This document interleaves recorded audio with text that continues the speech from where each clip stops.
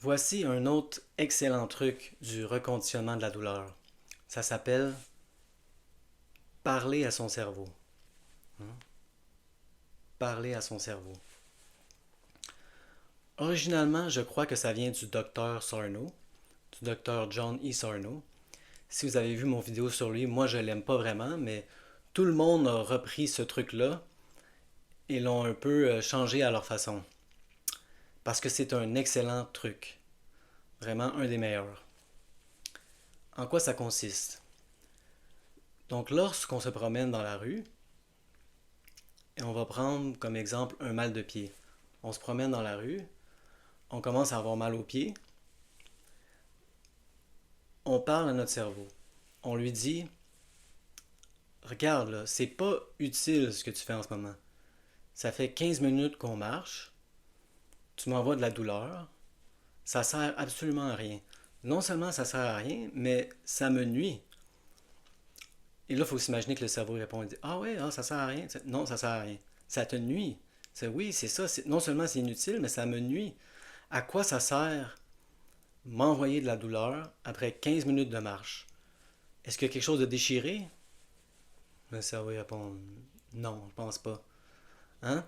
Parce qu'on a accumulé de plus en plus de cas d'exception, on a accumulé de plus en plus de preuves que c'est de la douleur neuroplastique, et il commence à comprendre, mais il faut lui parler constamment. Il n'y a rien de déchiré? Non. Il n'y a rien de brisé? Non. Alors pourquoi tu m'envoies un signal de douleur? Je sais pas. Parce que je suis habitué. C'est ça que je suis habitué de faire. Hein, le cerveau, souvent, il est pris dans ses petites habitudes. Et si on est constant avec ça, si on lui parle chaque jour et qu'on lui dit d'une façon... le docteur Sarno, je pense qu'il il disait de crier après son cerveau. Et là, tout le monde a dit non, non, on ne crie pas après notre cerveau, hein, on est gentil avec lui, c'est notre ami. Beaucoup de gens, quand ils découvrent c'est quoi l'essence du reconditionnement de la douleur, sont un peu frustrés contre leur cerveau.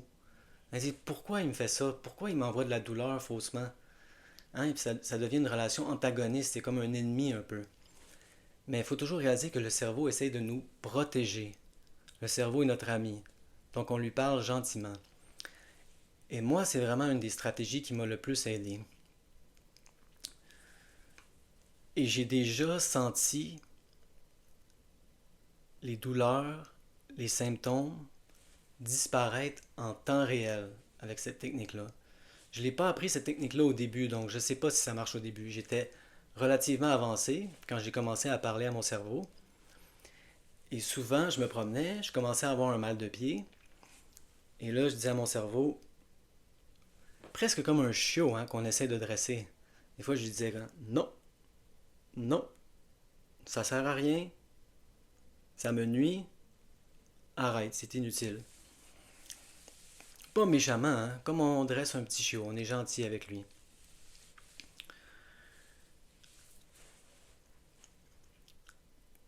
Et je vous jure que à plusieurs reprises, ça est arrivé, c'est une expérience qui est arrivée à plusieurs fois, la douleur disparaissait en temps réel. En temps réel. Je sentais la douleur qui commençait dans mes pieds, par exemple. Je raisonnais avec lui, je disais, ça sert absolument à rien. Avertis-moi seulement quand il va y avoir quelque chose de brisé ou de déchiré ou quelque chose qui est en train de brûler. Ah oui, ok. C'est juste quand il y a vraiment un vrai danger. C'est ça.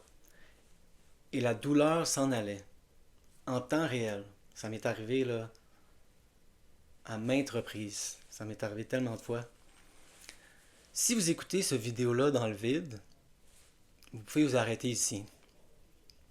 Si vous avez écouté mes autres vidéos, vous pouvez peut-être voir une contradiction aussi. Hein?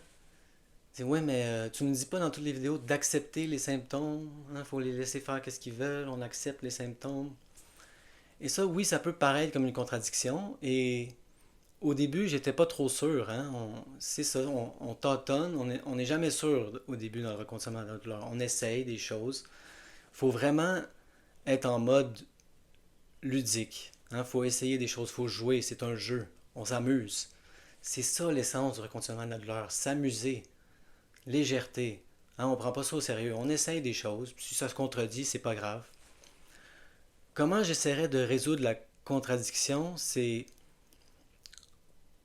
en disant que parler à son cerveau, c'est un bon truc. On le fait, et puis si ça marche pas, eh bien là, c'est ça. Là, on accepte les symptômes comme ils sont. On n'est pas déçu si ça marche pas. Mais de plus en plus, si on est constant, hein, et qu'on l'entraîne comme un petit chien, comme un chiot, il commence à comprendre. Parler à son cerveau. Un des meilleurs trucs du reconditionnement de la douleur.